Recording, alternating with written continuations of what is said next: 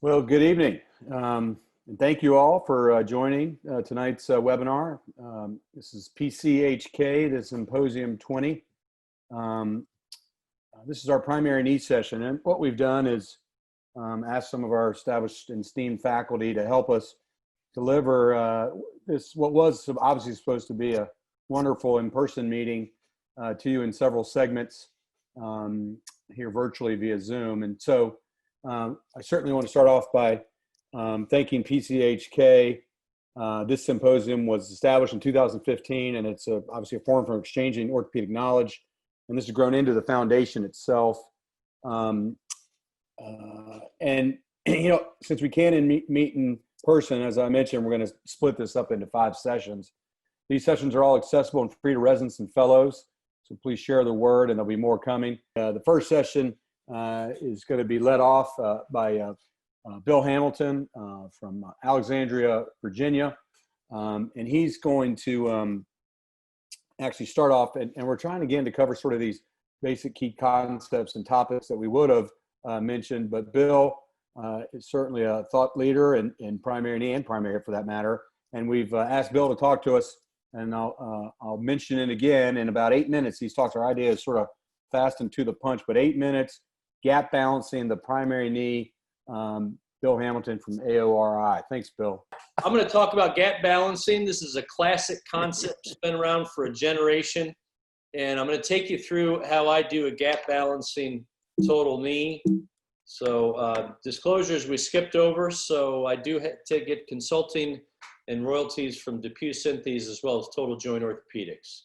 So gap balancing is really, this is a junior level concept that at the end of the procedure, you want to have rectangular gaps, both in extension and flexion, and you'd like the thicknesses of those gaps to be equal. There's a number of different ways to get there. Let me take you through how I get there.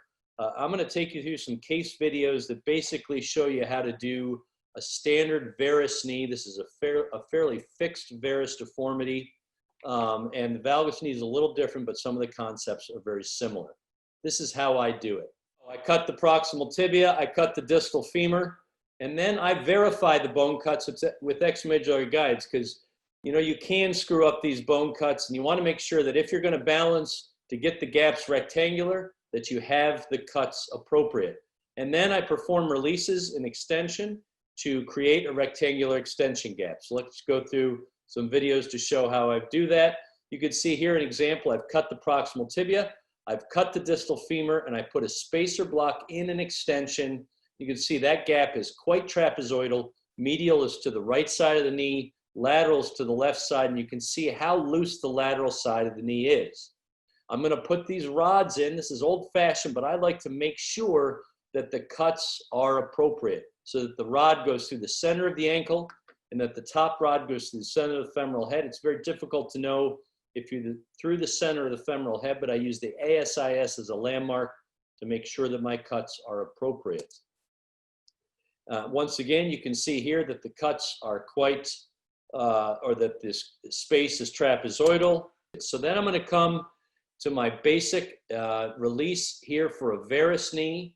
I take along the medial side in flexion, and I come all the way around the posterior medial tibia, and I'm releasing a portion of the posterior capsule along with the top of the semimembranosus muscle in my worst knees. You can see I'm all the way back around to the medial, posterior medial side. Then we're going to take and remove that medial overhanging osteophyte. I'll often do that with a rongeur. With those worst medial phytes, I'll actually take a saw to take that off. Now I've taken a thicker spacer block, and you can see here medially, I'm still very tight. Laterally, I'm still opening 3 or 4 millimeters. So while this release normally takes care of the most varus knees, I don't have to do much more than this typically. In the worst fixed varus deformities, the release must continue. My next move, I take a laminar spreader and I will release right at the joint line in extension. And I'll start by releasing the capsule right at the joint line. Now you have to be cautious here because there is badness in the posterior aspect of the knee. So you have to be very careful. I put the cautery on low, and I'll release that posterior capsule right in the back. Because if we're tight in extension, then the structures that are tight are in the posterior aspect of the knee. You do not want to release the anterior aspect of the superficial MCL. Take that same spacer block again and see how we did. Now it opens a millimeter. So we're closer. Laterally, we're 2 or 3 millimeters. In these situations, in the worst varus knee, I will take and do a pie crusting of the superficial MCL. You can do this with an 11 blade. I've actually taken to doing this with a spinal needle. And what I'm really focused on doing here is trying to release the posterior aspect of the superficial MCL. I do not want to release this in its entirety. Here you can see now medially, I'm opening 2 to 3 millimeters, which now matches the lateral side. So now I'm happy. You can see it's quite a thick spacer block. This is why you need to be somewhat conservative with your tibial cut in these worst varus deformities. Same thing with a valgus knee. The worse the deformity gets, the more conservative you need to be with your tibial cut. I then take the knee to flexion. We'll check our flexion gap, and you rotate the femoral component now to create a rectangular flexion gap, so it's the same thickness as your extension gap. The releases are done. You don't need to do further releases. You just need to make the flexion gap match the extension gap. So here we are in flexion. You can see my flexion gap typically tighter medial than it is laterally. That's why you need to take the femoral component and externally rotate it. There's a variety of ways to do it. I typically use the standard instrumentation, which is posterior condylar referencing, and it allows me to rotate the flexion or the femoral component some set degrees, whether it's 0, 3, 5, or 7. The systems often have ways of doing that. Most often it's 3 degrees, but often it's 0, 5, or 7 degrees. And I will change the rotation of that component to meet the flexion gap. So I'll then check it with a spacer block. If I'm rectangular and I'm the same thickness as I was in extension, then my surgery is basically done. I go ahead and complete the cuts, and I now know that my flexion gap matches extension. However, if this flexion gap is too loose, or too tight for that matter, it's sometimes too loose, I will shift this block posteriorly. If it's not rectangular, then I'll change it. I'll pull a pin and rotate it until my block, until my gap is rectangular. But I do not perform these these femoral cuts until I'm happy with that flexion gap. In the end, you get your trials in, and this should be all elementary at this point. The gap should be equal. You shouldn't require any further releases because the releases are performed before the bone cuts are complete, and that should be the same in flexion and extension. Now, there's a number of different ways to get here. This is a classic flexion or the gap balancing technique popularized by the likes of Chit Ranawat, Doug Dennis, Tom Ferry, etc. So if you have balanced ligaments throughout the range of motion, in my opinion, that makes a happy knee because the balanced soft tissues will help you achieve the optimal result. Appreciate your attention. Thanks very much. Thanks so much, Bill. That's great talk. Also, at this point, want to move on. I don't know if it's the argument too, but sort of another way to get there. And Johannes Plate from Wake Forest in North Carolina is going to give this talk for us. So Joe, you're up, and thank you for taking care of this topic for us on relatively short notice. Thanks for having me. So I'll be talking about measured resection. I got nothing to disclose here. Okay. So we are similarly looking at the same thing. We're trying to achieve the same goal, and that's achieving rectangular symmetric flexion and extension gaps. But there's different ways of getting there. You just heard a very good way of getting there by Dr. Hamilton. Gap balancing, usually you do a 90-degree tibial cut with this and use, all kinds of jigs. And Dr. Hamilton uses a different jig than what you're showing here, but it can be a little cumbersome and difficult to use, and I might just not be smart enough to use them. So that's why I do measured resection. Similarly, we apply tension with those jigs or laminar spreaders. And usually you get a little bit more medial, posterior medial resection when you do gap balancing compared to measured resection. And measured resection really relies on resecting component thickness and replacing that component thickness, the bone you took away, by poly and metal. and you use anatomic landmarks to basically do the external rotation of the femur. The transhypocondylar axis has been used, but you have to be careful. If you're just relying on one landmark, they're not very accurate. Reproducing that in a cadaver model is pretty inaccurate. There were only about 75% of cases that were within 3 degrees based on post-op CT scans if you just use the TEA. Same with Whiteside's line or the AP axis. Approximately 3.5 degrees externally rotated compared to the posterior condylar axis. But again, high variability when you look at this using navigation, and surgeons are really not that great in reproducing that line. Same with the posterior condylar axis, about 3 to 5 degrees externally rotated from Whiteside's line. But you have to be careful if you just use that landmark, because you get some posterior medial wear and a varus knee, or when you have a valgus deformity, you can have a hypoplastic lateral femoral condyle, and we all read about the risk of internally rotating the femoral component. And there's a study from Dr. Hofmann here from '92. The TEA about 5, or the posterior condylar axis about 5 degrees externally rotated from the TEA, but high variability, and also high variability when you try to reestablish that using navigation, and you can get a high degree of error when you just use that line. So I use a combination of Whiteside's line and the posterior condylar axis, and some ligament tension to get my external rotation of the femur correctly. And I'll show you what I mean by that, and I call it a little bit of a hybrid technique. So I get long alignment films before the case. I establish the valgus cut based on the long alignment films. And then I do my tibial cut at about 2 degrees of varus. And I was taught this by Dr. Hofmann because everybody seems to have a little bit more of constitutional varus.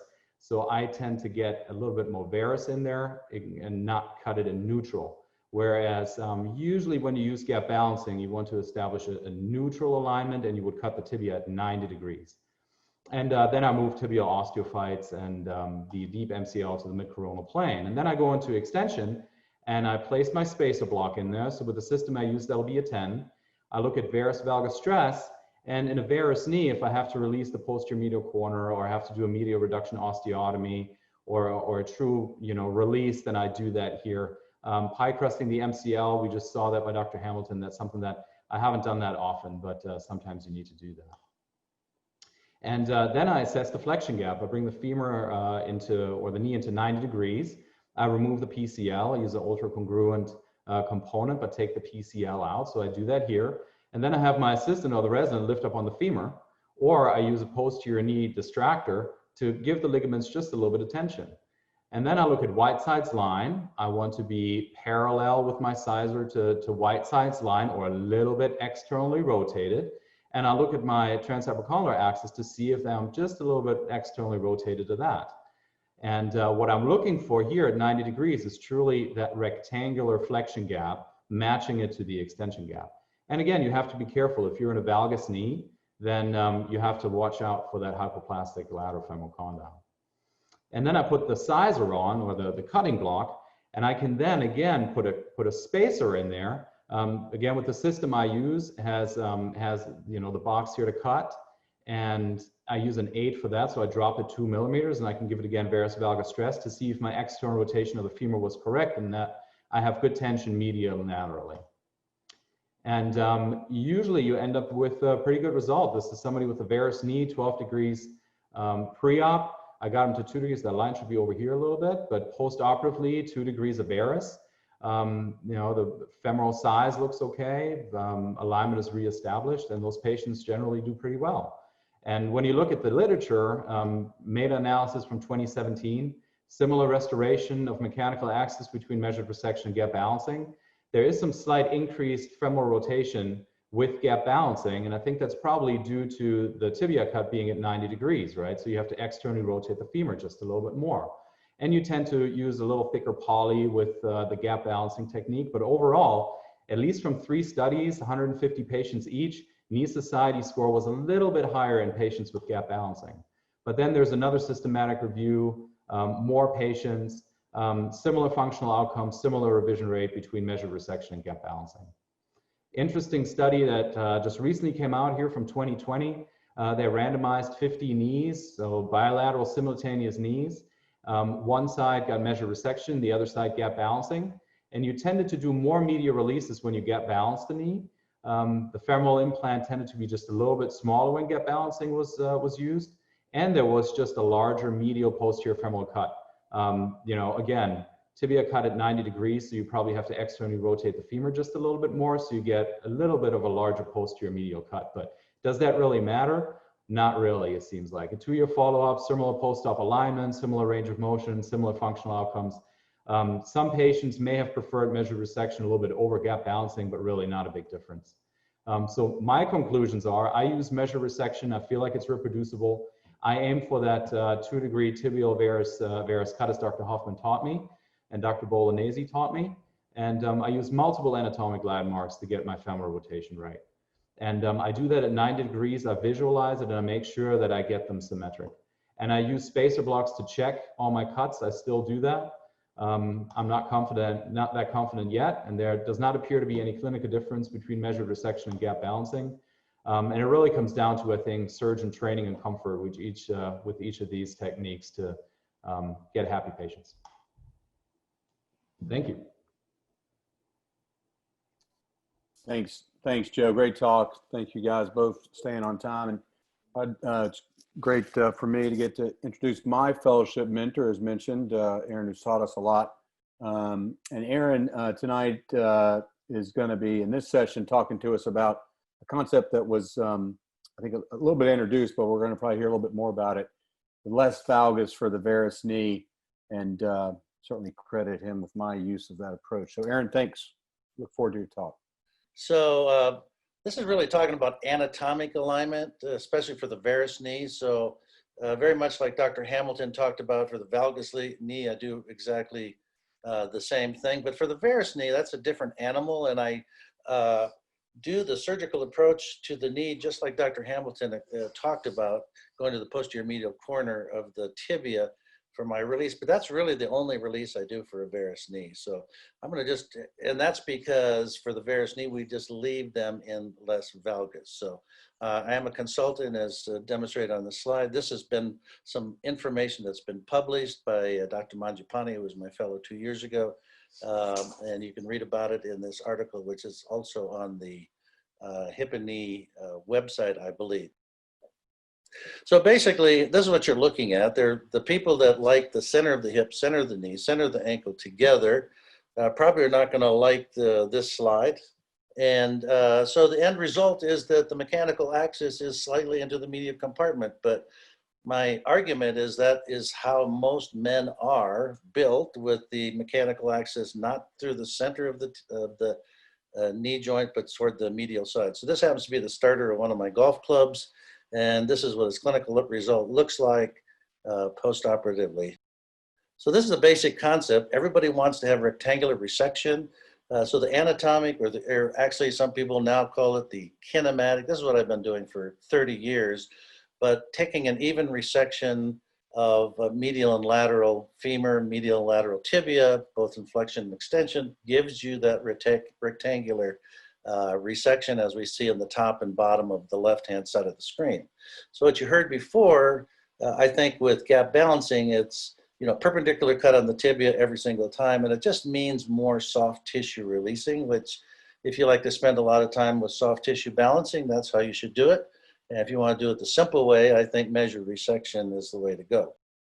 So constitutional varus, that concept was already introduced, and so a significant number of men and women have this, and it's always the varus knee that has the constitutional varus. That is, they were always in varus, and so if you follow that, pre-op, post-op, these x-rays look pretty similar, and that's the basic concept following the patient's normal anatomy.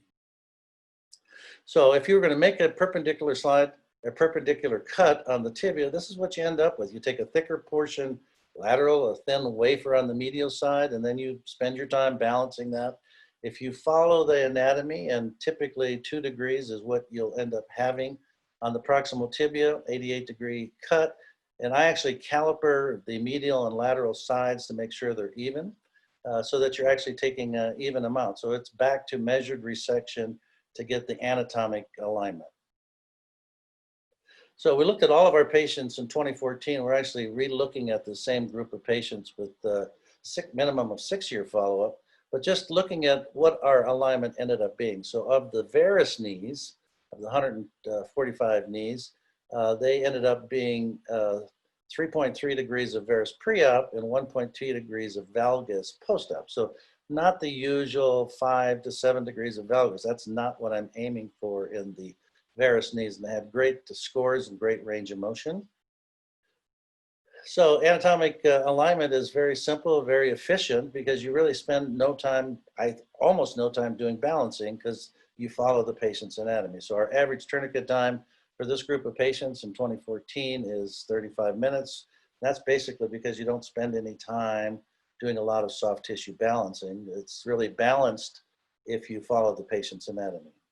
So just another intraoperative picture of what a 2-degree, I'm sorry, this is the valgus. I didn't look at the title there, what a valgus looks like, and that's a perpendicular cut. So I use a drop rod in every case, so people would be happy. The conventional classic guys would love to have a perpendicular cut, which I do on the valgus knee, but on the varus knee, it's really that rod will drop anterior to the tib-fib ligament to give you just that little bit of varus on the tibia.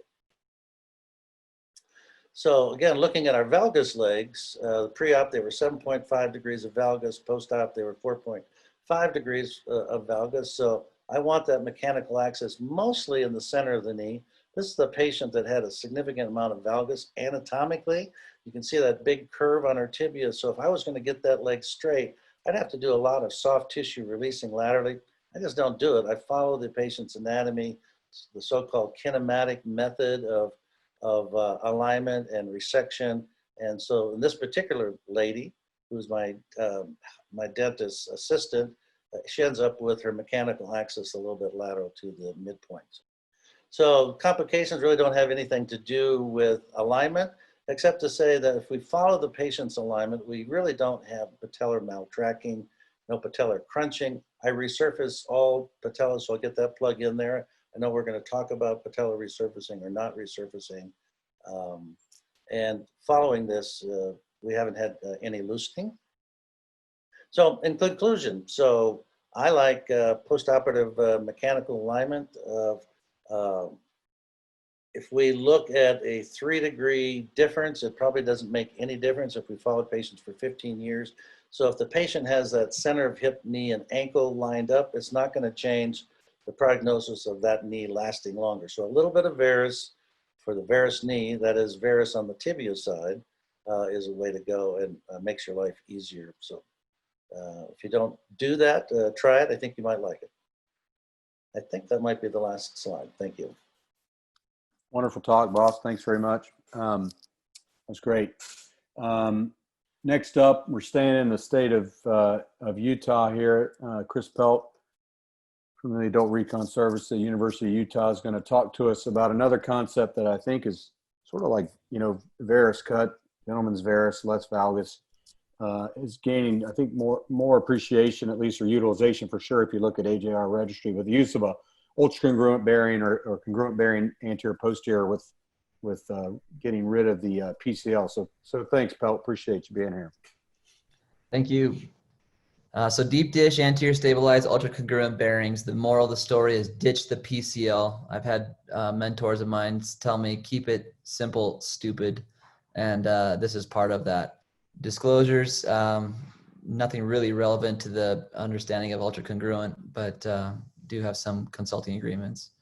So cruciate retaining total knee arthroplasty.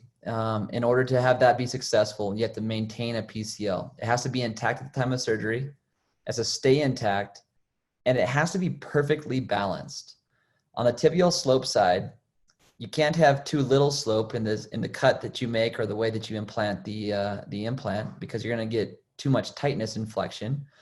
And just to the opposite, if you add too much slope to your tibial cut or your tibial implant, you're going to be too loose in flexion. You also have to have it stay durable. It can't rupture late. It can't become incompetent. And it can't lead to unnecessary complications if you do wind up keeping it. So that might be something as simple as arthrofibrosis manipulation under anesthesia, we've looked at our own experience at the University of Utah. This is a publication I listed down below by Pagnano at the Mayo. But it demonstrates that with cruciate retaining total knee arthroplasty, there is another level of nuance, another variable that's added. Posterior stabilized. Well, isn't that the solution to retain the PCL? You get rid of it. Now you have all of the answers, right? I'm not necessarily sure that's true either. So you remove the PCL, and I'm not saying that we don't do that with the use of the ultracongruent. Actually, you have to have a non-functioning PCL to use it. But with that, you by default elevate the joint line multiple times out when you're doing this procedure in order to try to catch up to a looser flexion gap when you've resected the PCL. You can get rid of that with a gap balancing technique that posteriorizes your femoral implant, and that is one way around that issue. But most common surgeons doing a posterior stabilized will often take a little bit additional distal femur, elevating the joint line. There's the issue of anterior knee pain and patellar clunk. It's been mentioned earlier, whether that's an issue of not resurfacing the patella.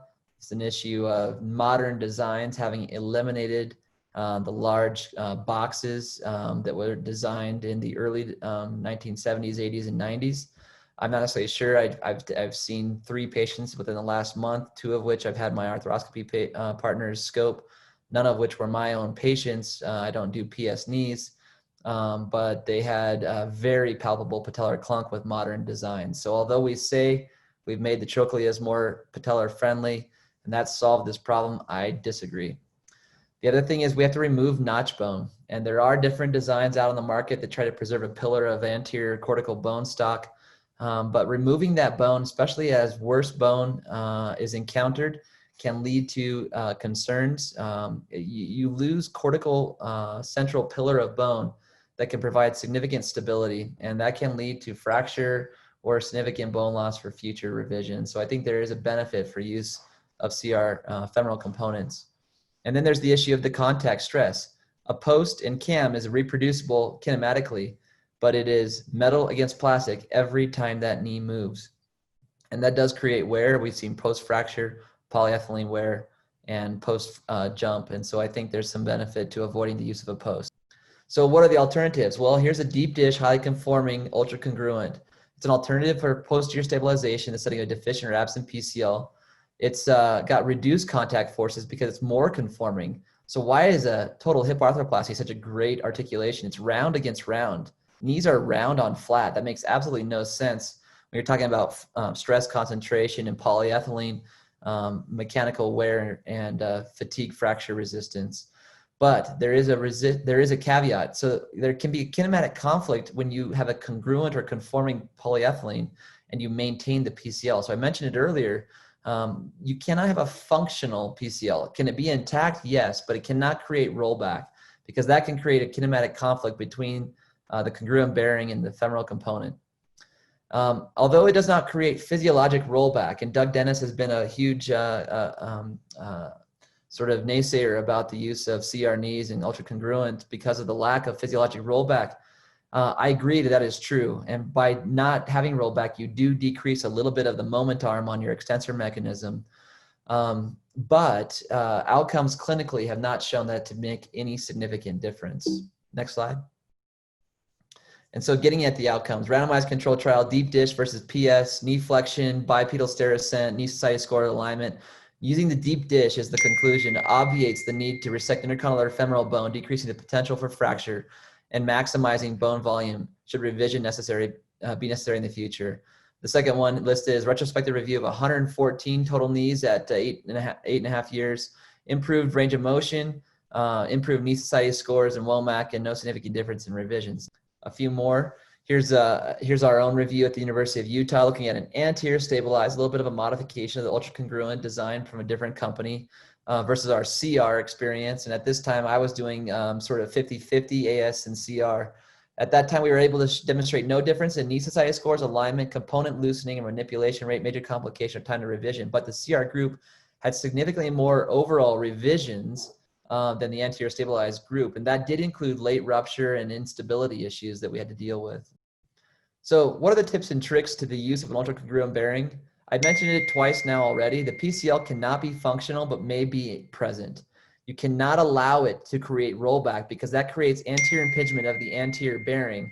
Kinematic conflict, polywear can ensue, and anterior knee pain along with patellar impingement. If it's present but not functional, further resection could lead to further gap mismatch and need for recuts.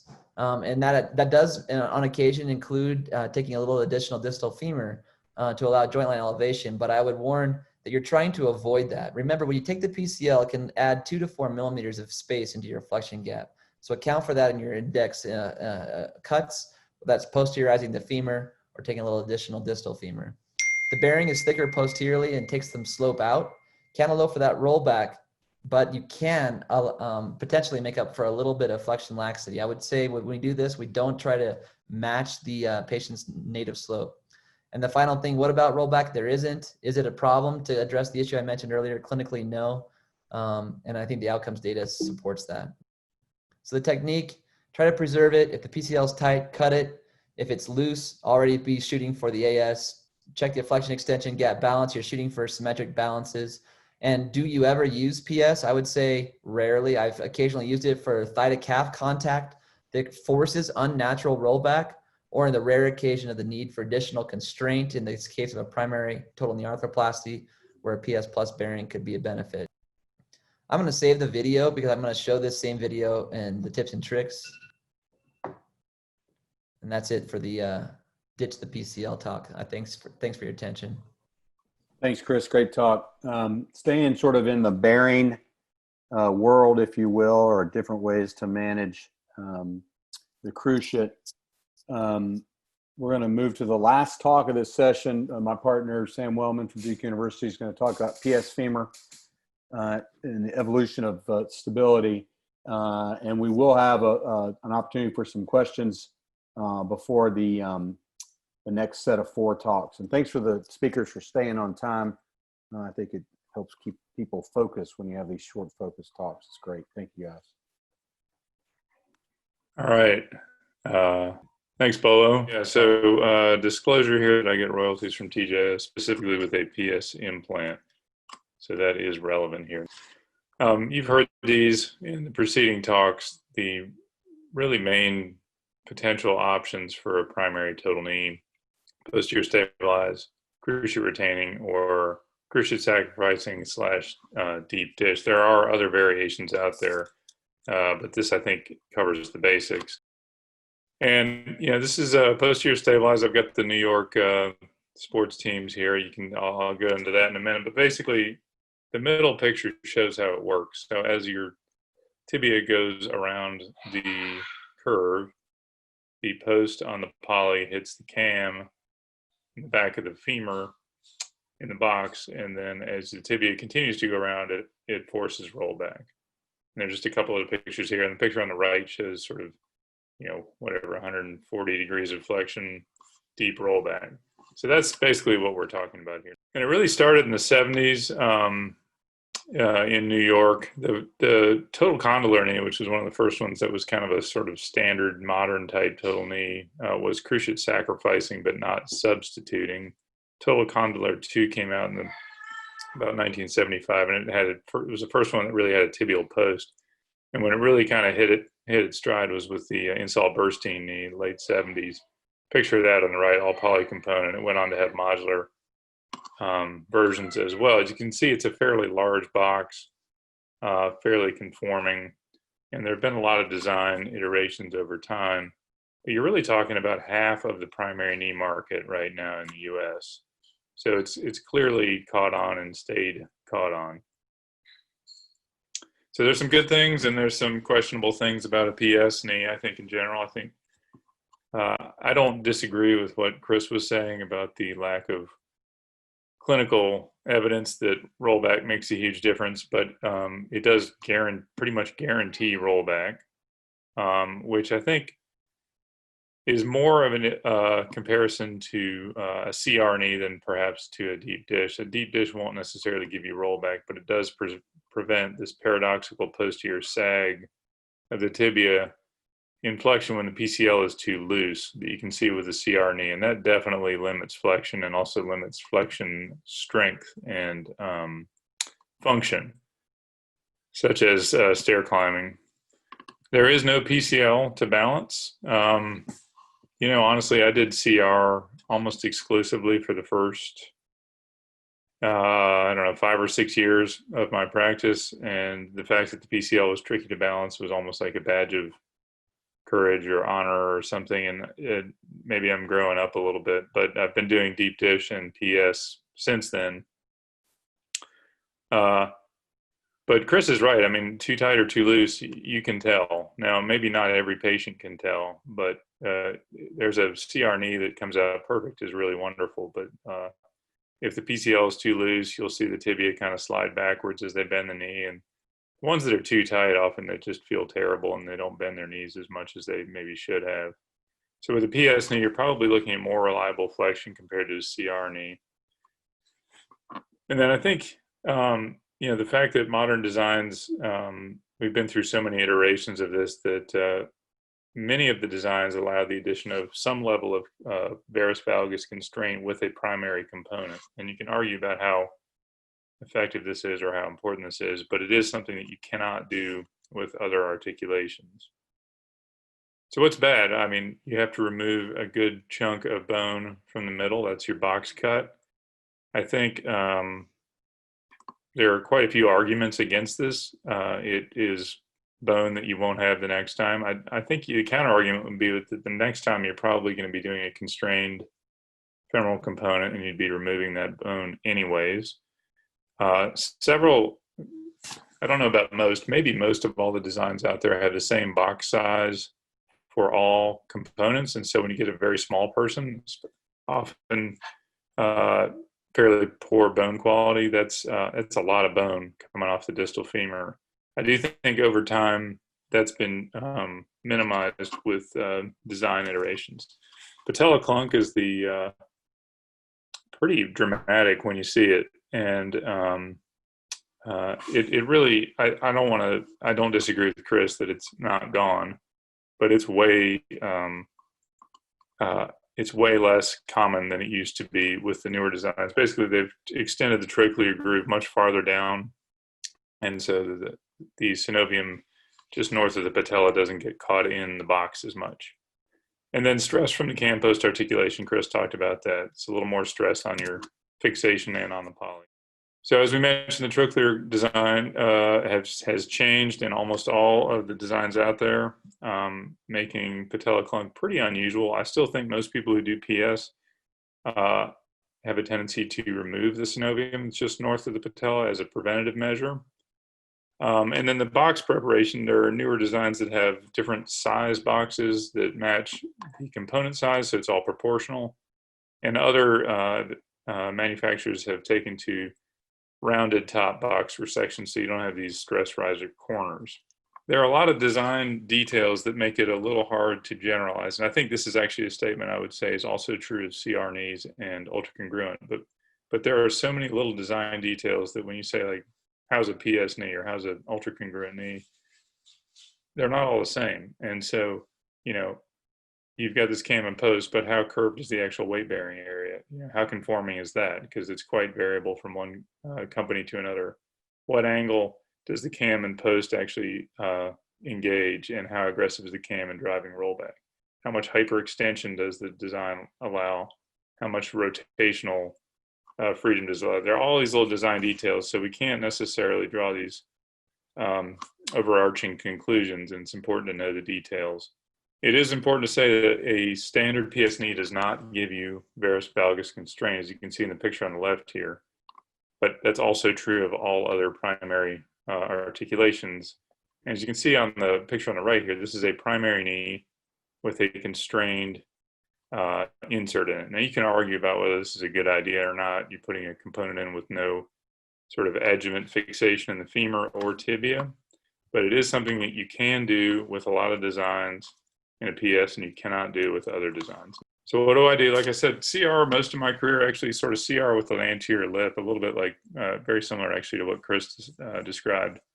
And I have definitely seen some of my own a lot of whom were actually pretty happy, but PCLs that were a little too tight or a little too loose, and there's just more variability than I'd like to see. And so I've been gradually increasing my use of PS over the past year. Some of that may honestly have to do with conflict that I mentioned at the start, but I will, it's a topic that I wasn't dogmatic about before, so I didn't feel like I was abandoning principles to switch over. I definitely can't give you any more than an anecdote at this point, but it does seem to be fairly reliable in terms of the flexion and initial rehab. I would say more similar than different to what I was doing before, but maybe a little lower on the outlier side. So it's 50% of the U.S. market for a reason. I think it's simpler compared to CR, but not as tricky with the cruciate balancing. I do think it, at least theoretically, should give you better flexion for the very flexible people. For the people who only bend 120, it probably doesn't matter compared to an ultracongruent. And I think most of the downsides have been, I don't want to say eliminated, but certainly minimized. Thank you. So we have time for some questions, God, this thing's still sending me notes. Anyway, before the next session is 4 talks again, and so if I don't see any coming through Q&A, I got a couple that I put to the group. So Bill, I'd love to know, you mentioned sort of the variability in the varus knee for external rotation, where you put it with the gap balancing technique, and I think you mentioned some numbers, but what is it usually? I mean, what do you usually do, to it? What's your gist? And I throw this at you that I sort of feel like I probably, maybe I'm doing it wrong. I'm probably doing it wrong compared to how Aaron would tell me to do it. But I find some cases where I add external rotation past 3 degrees of ER in a varus knee, even though I'm doing measured resection. I just sort of do it. But what's the range? I mean, give me that again. Well, the range is probably from 0 to 7. I think probably 80% plus knees we end up putting at 3 degrees. And then I will often, to your point, dial in a little bit more if I'm a little looser laterally. I probably learned more about this when I was doing a fair number of these custom patient instruments, and they would rotate it based on the computer, based on the epicondylar axis. And I think that's probably a fairly reasonable axis to use. It's just, I'm not very good at identifying it in surgery, and I know my own weaknesses, so I don't tend to use it. And I think the studies support that surgeons aren't very good at reliably identifying the transepicondylar axis. I think if you could, it's probably a fairly good axis to use to get yourself a balanced flexion gap. In relation to the posterior condylar axis, I think it probably averages about 4 degrees, but it ranges from 2 probably up to 7. So I will tighten that flexion gap, take that block. If I've set it at 3 and it's a little loose laterally, I dial another degree or 2 of external rotation to make it rectangular. Great. I was just going to ask Pelt. You gave us a breakdown, but what about percentage now that you see? I saw the range of what you do. What's your percentage UC utilization? 98% congruent. Oh, okay. 98. Wow. All right. A CR, I do more CR as femurs, and if the cruciate ligament absolutely surprises me as being perfect, I'll bite, but that's rare. My PA looks at me crossways every time I do it. Well, can I make just one comment about ultracongruent? Yes, sir. And that is, Rick Comestek just did a fluoroscopic study on, well, you're the lead author. You should know about it on using the ultracongruent. It was just published in Journal of Arthroplasty. So, ironically, maybe in that fluoroscopic study, those patients had some rollback. So I don't think rollback is the plastic or the metal driving things. I think it's really the soft tissue driving things. So those patients had rollback, even though they didn't have a posterior cruciate ligament, but they functioned quite normally with the ultracongruent. Yeah, this was on my list of questions for you. It said, ask Bosk about the fluoroscopic study. That's good. So that was what I, so just for the panel, just down the way, let's go to people that talk. Maybe I'll put it this way. Bill, are you completely against this varus cut? Seems like everybody else says it's okay. Well, I mean, is it complete blasphemy or sin What's your take? No, I actually am a believer in this. I will do it myself sometimes in a slight varus knee. And I think Dr. Hofmann should be given credit. I mean, he's been calling this gentleman's varus for a generation, and it's just taken some younger, more technically savvy people to call it the kinematic knee. But I actually think it makes quite a bit of sense to leave it in a little bit of varus. Now, historically, if you leave your knee in varus, there's an increased rate of failure from tibial loosening, and that's been published fairly comprehensively. So most of us have been trained that's not a great idea. But with newer bearings, a little bit more congruency, better cement technique, better plastic, I think that probably is an idea of the past. The problem is for the average surgeon out there, if you're shooting for 2 degrees of varus and you know that the range is 3 to 4 degrees on either side, all of a sudden 10 or 20% of your knees are going to be in 6 degrees of varus. And I think that's the potential for problems. That's why 0 makes for a nice target to make sure you don't have those extreme outliers. So if I may just make a comment, it's really not the knee that's in varus, it's the tibial cut that's in slight varus. So the overall alignment is still, in our case, 1.2 degrees of valgus. So that's why the title of our paper was less valgus for the varus knee, not put your varus knees in varus. That's not what we're trying to accomplish. We had just to wrap this group up because we're moving next. This was a nice question, I think, from one of the attendees. You guys get sort of specific questions about bearing type or surgical technique, okay, like you might get for hip approach from patients. This is from patients.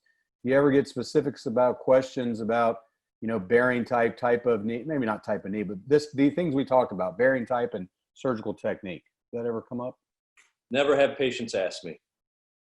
Only if they have allergies to metal. That's the only thing.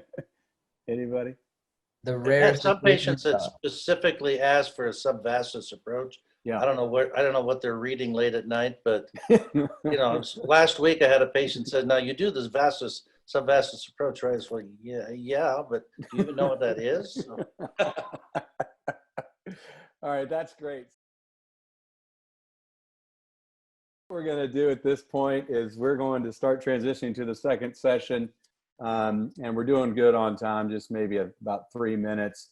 We're staying obviously in the primary knee setting, and I believe that we have Dr. Hurst up first, and we're into the fixation portion. And Dr. Hurst, who is a good friend of mine from a long time ago when we were trainees, so to speak, at Duke. He's in New Albany and white fences and joint implant surgeons. And Jason's going to talk about why you got to use bone cement on all these knees. Thanks, Jason. Yeah, thanks, Bolo. Thanks to PCHK. It's an awesome meeting. I'm in Ohio, so I would love to be out in Utah right now. That's for sure. It's really cold, Jason. Then maybe I take that back. I don't know. Here are my disclosures. Nothing really that applies here. Unlike my next debate, which is on the Patella resurfacing, where I would, gleefully disclose that I'm a selective resurfacer. I use cement 100% of the time, so maybe that's why I'm biased, because I'm maybe scared of the cementless, but nothing really financial disclosures here. So I'm gonna go through like a laundry list of kind of why I think I like cemented knees. And the easiest softball is, it's a gold standard. And if you look at the survivorship data that dates back 15 plus years, it's really hard to argue with that. And if you look at even across techniques, when you're looking at PS versus CR, you're talking about survivorships north of 98%. And if you're looking at even different type of like implant designs in terms of RP versus fixed bearing, again, you're looking in those high 98%. You can even drop down to mid 97, 96, and still it's an outstanding outcome. So it's really hard to argue against that when you're talking about a cemented implant. Number two, my favorite, Bola taught me this: cement's forgiving, right? So it fills in things that you really don't want to fill in, like bone defects. Patients that have poor bone quality, right? You know that the cement backs you up for that. And there's that osteoporotic woman with that crappy tibia, that having that bone to penetrate, having that cement to penetrate that bone gives you that feeling that you're going to get a well-fixed implant. Second thing is that a lot of times we deal with really deformed knees, and it really gives you immediate fixation that gives you that sense of security when you maybe have an excessive amount of deformity or you have to use constraint. So I think that also gives you as a nice push for cement. And then the fourth, for me, it makes up for my poor bone cuts. Sometimes I'm not on par, and having a little difference in bone cuts, the cement makes up for that. Number three, it has other benefits. Now, whether you want to argue antibiotics in a primary knee is really helpful or not, it does allow you to deliver that. Frick showed in 15 that perhaps these patients have less bone pain if it's cemented off the bat. And then I think we've all taken out a cementless or porous, well-ingrown knee and how much bone goes with that implant when you're taking it out. So it seems to be, at least in my hands, easier to take out a cemented knee than a well-fixed cementless knee.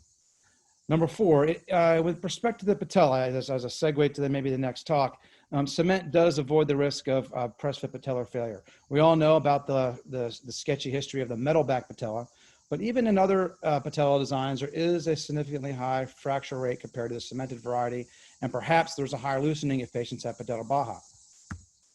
So five, I think that a cemented knee can be used in all cases. You don't have to think.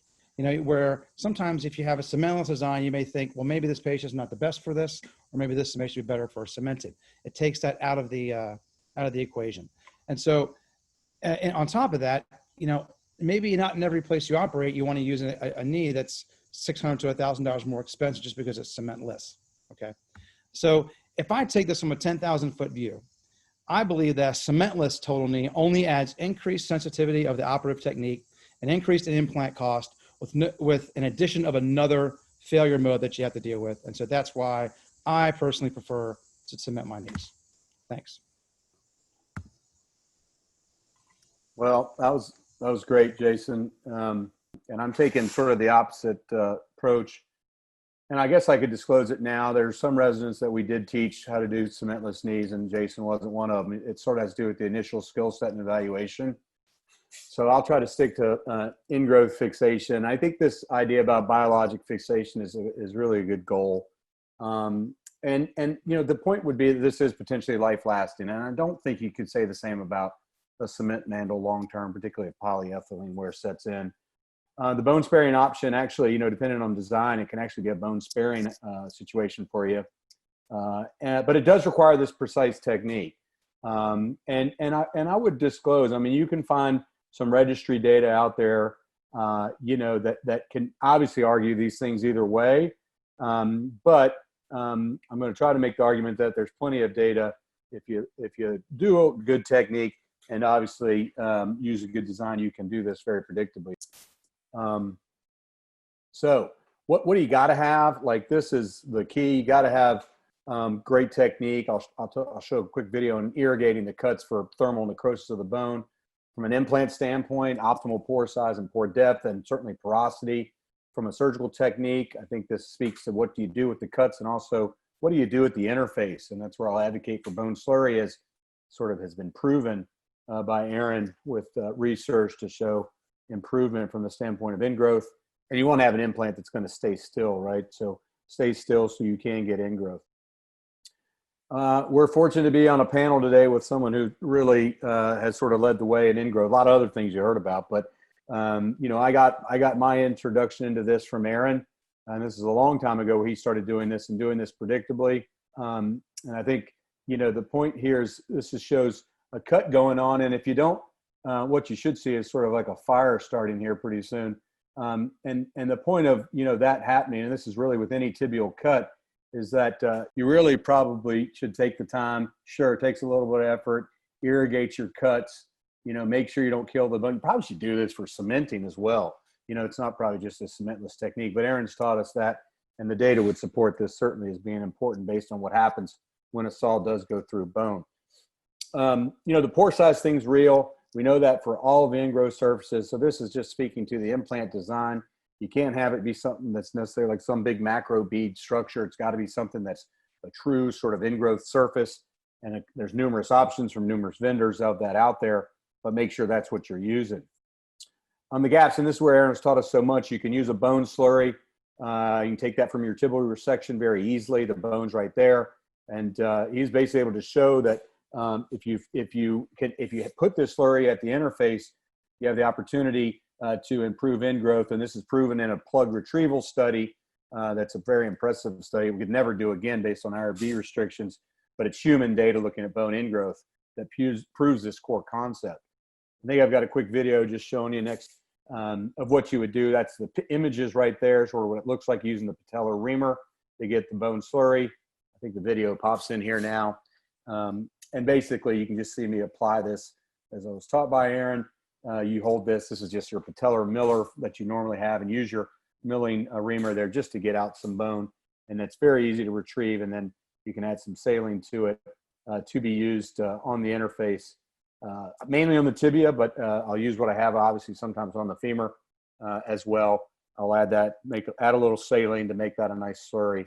It takes a little extra time, but that's, not probably as long as cement. Micromotion's key. These things have to be stable. You have to have a design that has initial rigid fixation that allows avoidance of, an ingrowth failure. So think about that as you evaluate the implants you do. Aaron's shown great results with implants of different types, and different implants achieve this different ways, whether it's screw fixation or pegs or a keel that's appropriate for initial stability.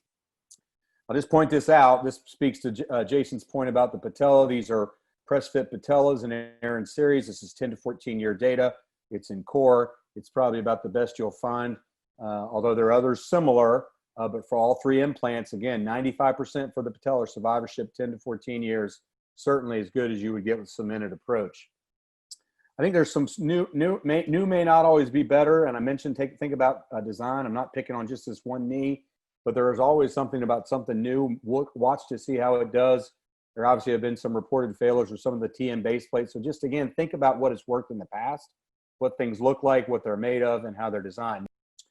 There's, other things I can point to, post-operative drainage. There's been purported to be, differences of concern. Mortality potentially related to cement, whether that's a cementing portion. And again, I'd point out there's lots of different options and different ways to get there. So, as you evaluate these implants for your use, I think you can find implants that have behaved and performed very well. But think about the ingrowth surface, the initial fixation, and the design, and the sort of the historical nature of the design, or the lineage that's behind the design. This is just the one I use most recently, most currently, most experienced we have in recent years. And I should probably say Sam Wellman has probably a higher utilization than me, so he might have even been a better person to use it. But this particular design has an appropriate keel, initial peg design, and of course, robust ingrowth surfaces on both the femoral and tibial implant. So conclusions, Jason said this stuff, right? It's probably highly successful regardless of fixation. I've proposed some advantages for cementless approach. I do think it's technique and design dependent. And Jason, I'll concede that to you. Watch the new implants. News may not always be better, so think about what's worked in the past. I think there is some selection for the patients, but I will tell you in my time in Utah, we used these fairly aggressively, and I was always impressed with the results, even with an implant design that was present in the early 2000s. There's a place for both techniques, and price cost may be the final hurdle, but I think that price cost issue may continue to change and decrease over time. Jason said 600 to 1,000. It obviously used to be much worse. Thanks so much for involving me. And at this point in time, I'm going to go right back to Hurst. And Hurst, we're going into the kneecap discussion. So you are up, my friend. And thanks again for letting me win that one. I guess you've conceded. And no, I'm just kidding. But here you go, Patella. Thanks for being the man doing the most work, or doc doing the most work in this session. 2 talks. Yeah. So again, I was given the sucker spot of going first, so I could be slammed without rebuttal, right? I feel like it's like a political debate, but that's all right. So just saying no to patella resurfacing. Again, my disclosures are the same. My other disclosure is that I am a selective resurfacer. So I'm probably resurfacing 50+%, maybe 60%, not resurfacing the other 40%. I guess my global take-home message, I think there are some people that do well without resurfacing, and I'm going to talk a little bit about why. So how did I get there? So in the beginning, in my training and in my first few years of practice, I resurfaced everybody. It just was what I was taught. Lombardi always said resurface every patella. That's what I learned in residency as well. But then I started to resurface patients in two main groups: the obese patient, where I was worried about patella fracture, like the small obese lady with a small patella. I was like, God, should I cut this thing in half? And then the young patient who I was trying to preserve bone stock for later on. So in my practice, I did a sports fellowship first, so I got all these younger patients, and so I would selectively resurface those folks, and I saw that the outcomes were as good as the ones that I did resurface. So it gave me some insights. Maybe I don't have to resurface everybody. I can maybe expand beyond these two. And then another thing that really set well with me, because I think we always learn by big failures, right? I was able to successfully treat 2 fractured, unresurfaced patellas after total knee. One where I actually went in and fixed it, and the second one was treated non-operatively. And I thought, you know, a lot of times when we've seen the patella fractures in a resurfaced patella, it's an extensor mechanism disaster, and they always end up getting some, you know, horrible goat rope extension mechanism reconstruction. And I was thinking that maybe this would preserve that ultimate disaster if they do end up having this problem. So, like I said, I did notice that they did seem to do just as well. Number 2, they seem to complain less. If you ever like tap or blow out the patella on a total knee, it clicks. And so a patient would complain about that or ask what that was. And if they never service the patella, then they don't complain about it. I also seen that they had a little bit less pain. And in the immediate post-op period, I mean, and it seemed like perhaps less trauma to the knee was a little less of the for the patient to take. And then, like I said before, I asked myself, am I really protecting them from that catastrophic outcome of a traumatic extension mechanism injury if I do protect that patella? And so what do the studies show? And if you look across the board, a lot of the studies show no difference in the knee scores or the patient satisfaction scores. There's a slight difference in revision rates in some, but not all the studies. And then the incidence of persistent anterior knee pain is also mixed. You might see more in the unresurfaced group, but there's also some studies which show more in the resurfaced group. These are the studies that generate the data, and they're longer randomized controlled studies. There are some registry comparison studies across the globe. If you look at the US resurfacing rate, it's over 80%, but other countries are getting away with this, but down to 4% or 2%, and even lower or at that same level in Asia. And so if you look at all registries, it looks like it's about 35% conglomerate outside the US. And even the recent Swedish study showed maybe a reverse trend toward higher revision with resurfacing. I'm not sure what I believe, but it just clouds the data, and that perhaps resurfacing isn't exactly the right answer for everybody. So the other thing is that, you know, when you have that painful total knee that comes in and you see an unresurfaced patella, you'd think that, oh gosh, you must have surfaced that patella and the patient's going to be fine. Well, it looks like secondary resurfacing of the patella after primary knee doesn't usually resolve their knee pain. I think we know that. We've talked about that before. So from a bird's eye view, again, that 10,000 foot view, I do think that patellar pain, or what we're calling this anterior knee pain, does remain some sort of a mystery. And I think that most people do great with if you selectively resurface the patella. How you choose, I'm not so sure. I think I use kind of preventing the future problem as maybe my selection factor. What slide I did not include in here was that I think we've maybe heard about that patellar facet angle where maybe the shallower apex, or even the steep apex, they do worse. The shallower or flatter patella does better. But then I saw 2 studies that show that it had absolutely no difference. So I don't know if I can hang my hat on that actual number to predict whether you have success resurfacing or not resurfacing. But I guess just the point is that perhaps there are scenarios where leaving the patella alone is the prudent option, like you see here, because when this happens and it's resurfaced, that patella is dead and it's not going to heal. Thanks.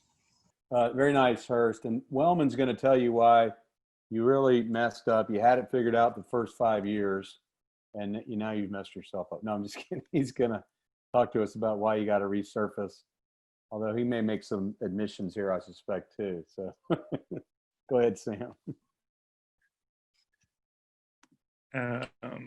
Thanks, Bolo. Yeah, so another topic that I don't feel super dogmatic about, but I'm sort of put in this position of trying to argue strongly one way.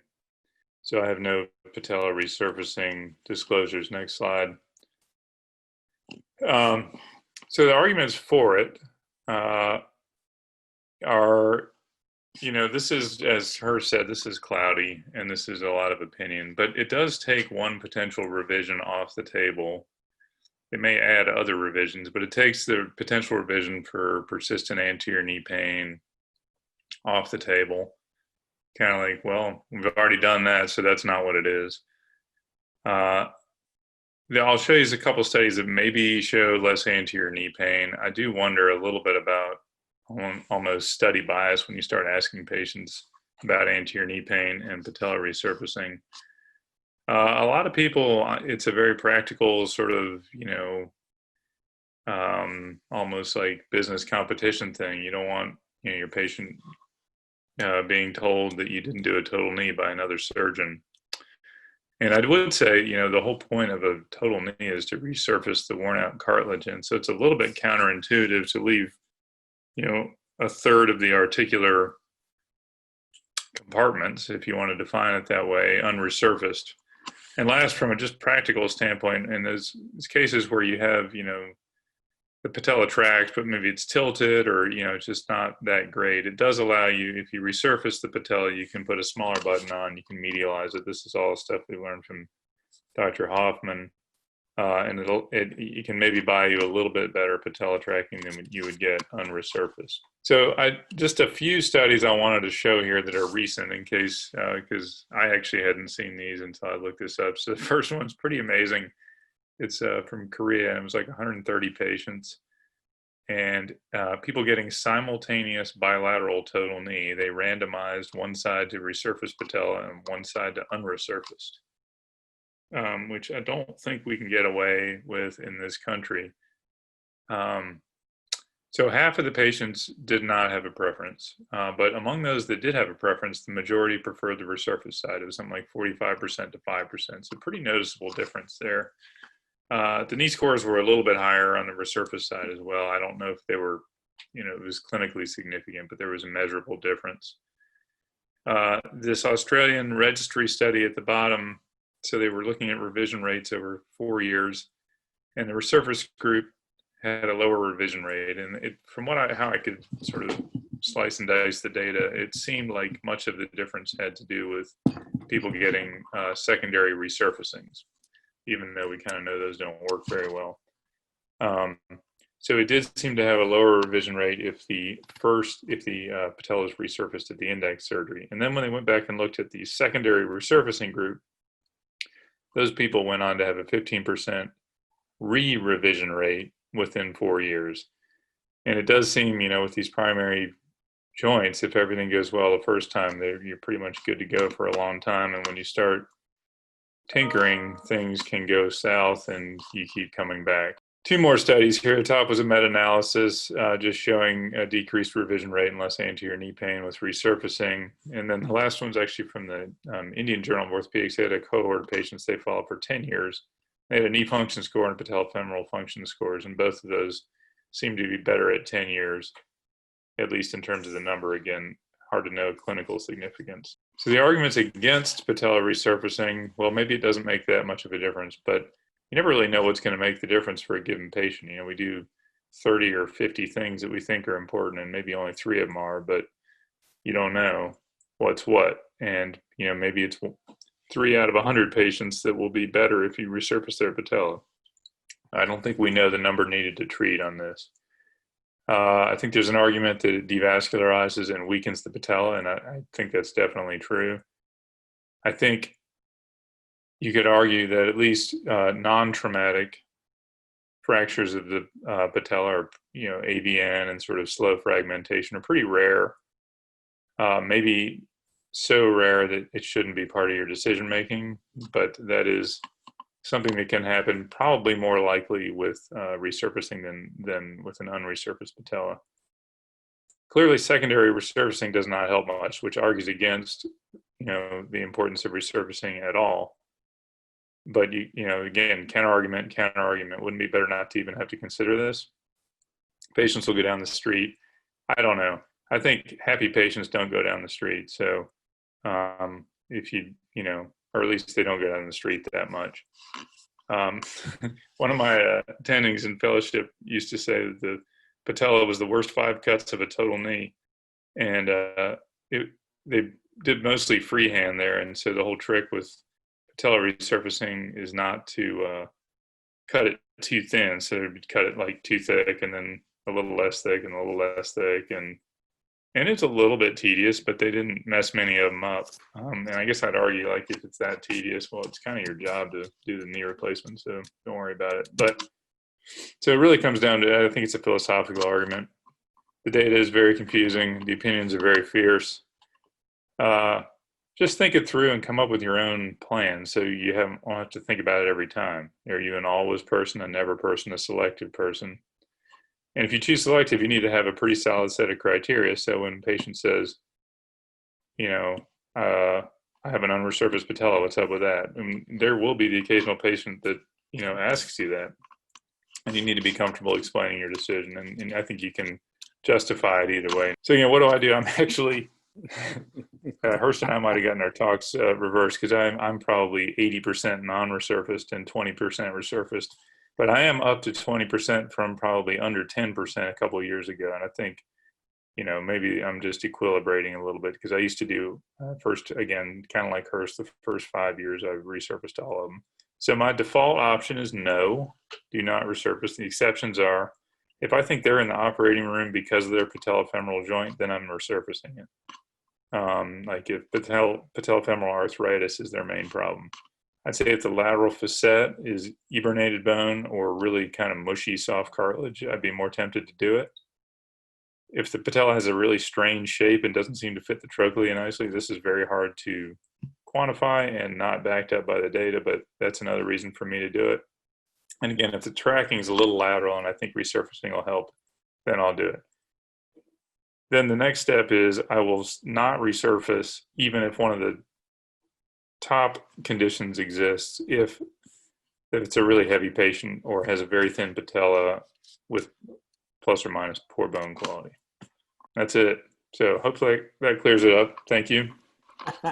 Thank you, guys.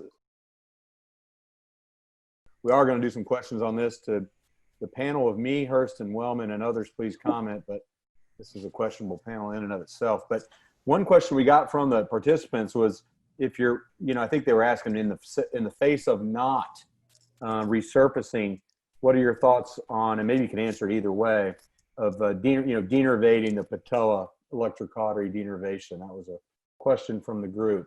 I will go ahead and disclose. I denervate it with electrocautery, again, probably from training, on resurfacing or unresurfaced. So Hurst, Wellman, and certainly then any others if they want to comment on that. I mean, I think I'm denervating it. I take the bovia around the synovium and I guess that's denervating. I don't go find the nerves and cut the nerves. I mean, I think we think that's denervation.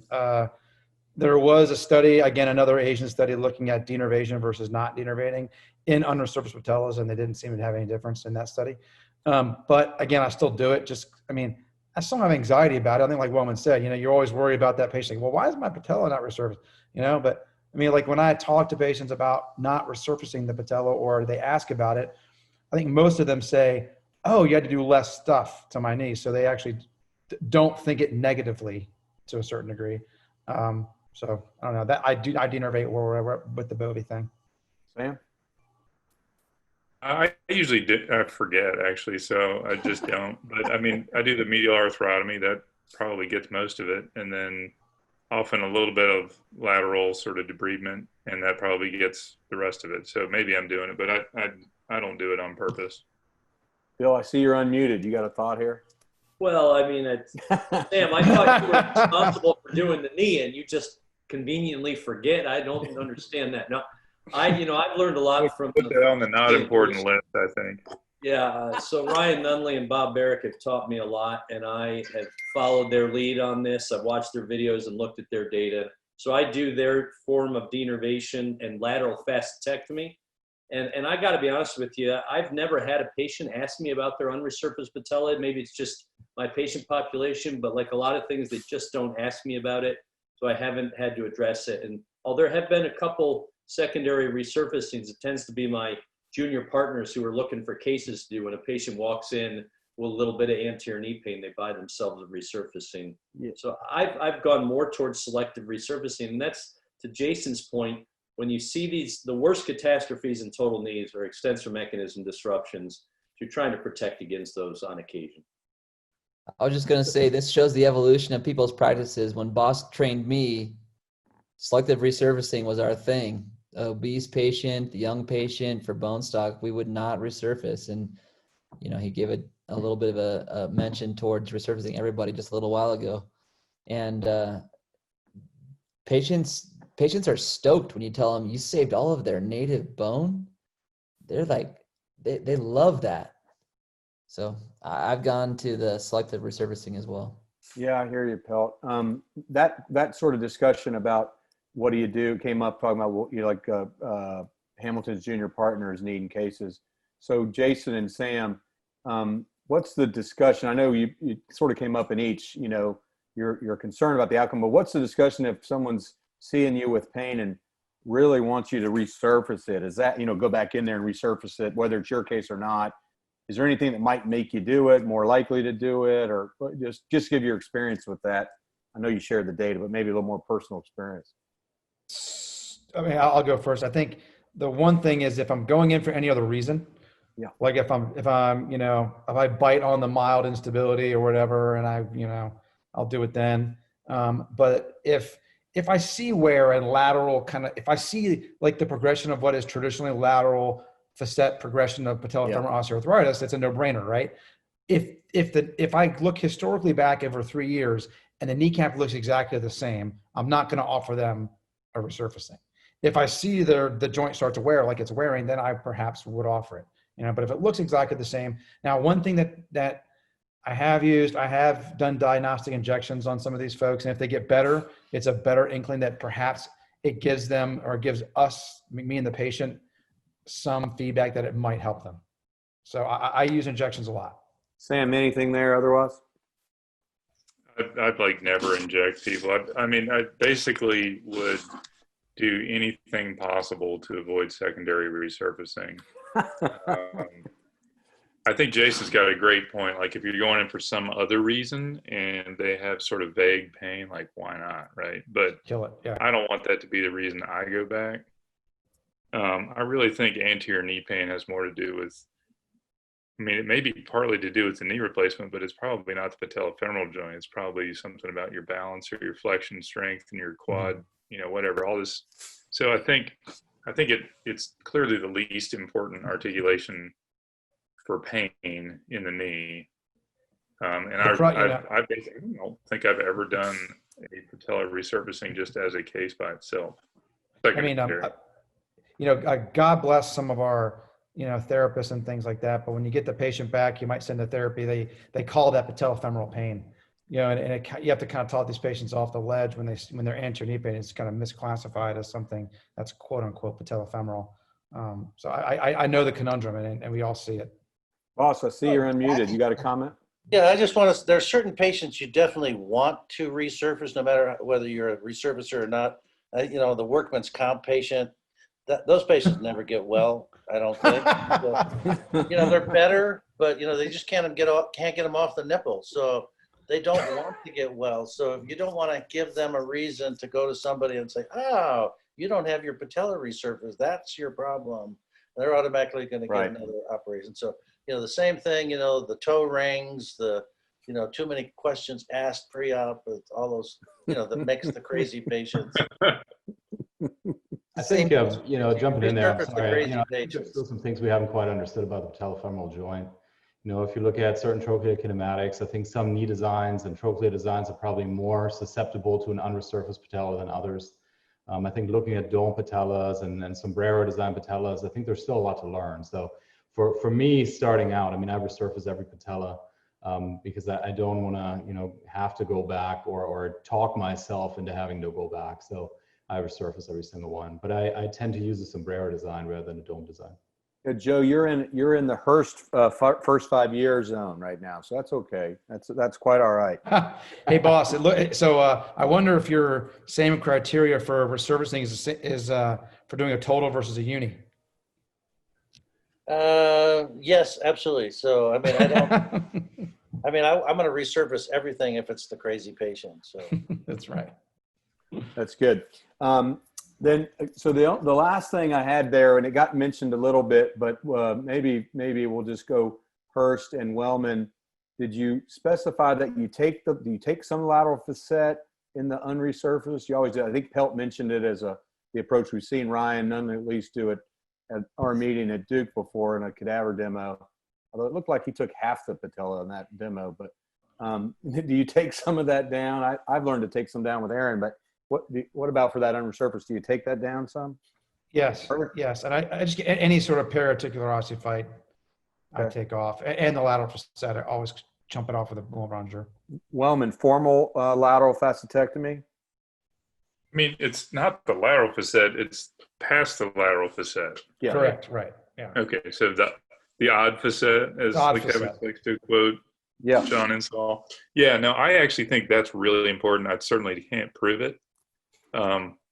I do think if you leave that and you give them a few years, that can hypertrophy. And it's not that that's the most painful part of the patella, but then it can really drive where the patella tracks. And so I'm pretty aggressive about it. Not as aggressive as Ryan was in that video, but yeah, I take it off. And I basically try to make it so as I run my finger down the lateral facet, there's no like ramp at the end. So it's a straight line all the way out down. I would just add, to bring all of these talks full circle from the first session to the second session, it's not necessarily about the facet, the resurfacing, but the tracking. So we talk about gap balance, measured resection, release this, release that. If you don't nail patellar tracking, the anterior knee pain issue, patellar resurfacing, late wear, late resurface, that's your problem. So I don't know how you get married to any one particular technique here. You've got to get that patella tracking. I just want to make one other comment, and that is the patient that starts having pain with an unresurfaced patella really doesn't happen until after 10 years. So I've done lots of unresurfaced patellas over the years, and we have a very stable patient population that we see lots of patients at 10 and 20 years after their operation. So it's really late. So if you haven't been in practice over 10 years, you just haven't seen the patients that are wearing through. So that's why I've started leaning more toward resurfacing most, but not all. Just because I'm seeing those patients after 10 years that are wearing through their patellas. Yikes. Yikes. Hurst, that's phase 3 for you. Okay, we're going to keep it a go. We're doing great. We're actually a minute ahead. You know, being on time is one of my favorite things about these meetings. So I always try to promise that. And this is a cool session. We've got 4 speakers to go, and Ken Mathis and Linda Suleiman are joining us for this. But Pelt, our man Pelt's back up with his top 5 moves. And this is a concept from previous meetings where you just ask these surgeons, experienced surgeons, to share, you know, little tips or tricks, 5 things they do related to primary knee, and idea would be a short talk, 5 minutes. Thanks so much, Chris. Looking forward to it.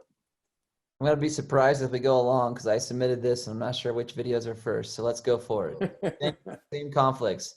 Okay, move number 1, tourniquetless total knee arthroplasty. I think it's great. Do I think it makes all the difference in the world? No. I think patients have knee pain regardless and quad pain regardless if you use the tourniquet or not. But if you know the vascular anatomy and you address it as you go along, and the thing that played really quickly in the top right corner was blood pressure control. If you have a good relationship with your anesthesiology team and they can maintain a fairly hypotensive, let's call it normo to hypotensive anesthetic, you can be very successful at doing total knee arthroplasty with no tourniquet. You don't look at the time, you don't have blood in the field. The knee that you're seeing in the bottom left corner has no tourniquet applied, and that bone bed is totally dry.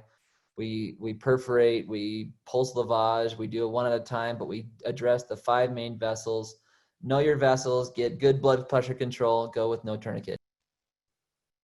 Move number 2 is cement both sides. I can't tell you how much of an issue this is. The revisions that we're seeing in cemented total knee arthroplasty, I think, are very concerning. I think some of it is related to surgeon technique. The upper right corner shows a publication that I just published this year with one of our medical students. I had review surgical technique guides because there's no way to actually do this study in any other way. So scientifically, we had to get some sort of data, and it was basically there's no consensus on the way to do surgical technique for cementation. You need to apply cement to both sides, clean and dry it. Don't touch the implants. No fat, blood, saline should be on the implant before applying the cement. Apply it to both sides, dry it, clean it, impact it, pressurize it, but do it to both sides. Move number 3 is ditch the PCL. This is the video I was going to show earlier. I thought I'd show it now. Use the congruent bearing. It's reproducible. It has good clinical outcomes. This is what it looks like when the PCL is too tight. You stick it in, the femur is rolling way too far back. The station on the tibia is off the back of the bearing before you've even tried a dynamic test. It gets out full extension, but that's not going to do any good in flexion. That's way too tight of a PCL. Not good. Release it. That's an option for you. You can release it out of the femoral notch. You can recess it. I don't trust it if I've recessed it, so I'm going to go to an ultracongruent. This is what it looks like when it's too loose, though. You have an anterior posterior drawer test where the tibia moves way too far forward and backwards. So get rid of it. Go to an ultracongruent bearing. This is what it looks like. In this particular case, because we were able to get out to extension so easily, and because when we took the PCL, it opened up 2 more millimeters, we went from a 10 millimeter poly to 12 millimeter poly with ultracongruent. Number 4 is tibial rotation. I don't know where people come up with the tubercle, where the patella is, where the tendon inserts, where the second toe is. They may not even have a second toe in some of my patients. I don't understand where some of these dogmas come from. I eliminate those. I put my finger on the anterior medial corner and I rotate that. If this is a symmetrical base plate, I rotate it to the anterior medial corner. You can rotate it wherever you want. Look at the posterior medial corner, externally rotate it till the posterior aspect meets the external, the posterior corner there. You don't want overhang in the M to L dimension. That's how you know you're sizing, but you can externally rotate it maximally to that point. If you do that, as you'll see with the sucker that comes in here right now, there should be about 2 to 5 millimeters of uncovered posterior medial bone with a symmetric base plate, with an asymmetric base plate. With a symmetric base plate, it may cover it and it may not. But if you use that rule of thumb, it works out really well. The Ranawat test is flush with the anterior board of the tibia. I don't look at the tubercle, the second ray, or any other arbitrary landmarks. The final move for me is the valgus knee. People were asking, do you cut it neutral? The answer is yes, but I also want to mention that we cut a very conservative cut. That stylus was set for 2 millimeters off the medial side. You see thousands of videos a year of varus knee, total knee arthroplasty being performed, and you see the subchondral skiving ivory cut. And that's the okay cut to make in the setting of the tight side. We're talking about the loose side. Look at the picture in the upper right with the red arrows. That's the distracted side. The MCL is already loose. I don't understand when people reference the lateral side and start taking 2, 6, 8, 10, 14, arbitrary numbers. I take 2 millimeters off the medial side. That's the loose side. I'm not going to take any more than that off the intact medial side. And from that, I'm going to try to release the lateral side to match the already loosened medial side and a very conservative medial resection. Those are my top 5 moves. Thank you. Wow, those were great, Chris. And we're lucky now to be joined by Ken Mathis from UT Houston. And Ken's going to share his top 5. And Ken, thanks so much. We've learned a lot from you before and looking forward to learning more. My pleasure. You know, I enjoy giving this talk and hearing everybody else's moves every year. So I try to change them. I've given this talk several times, but there's one slide I keep giving, and I'll explain why in a minute. I have no conflicts with anything in this talk.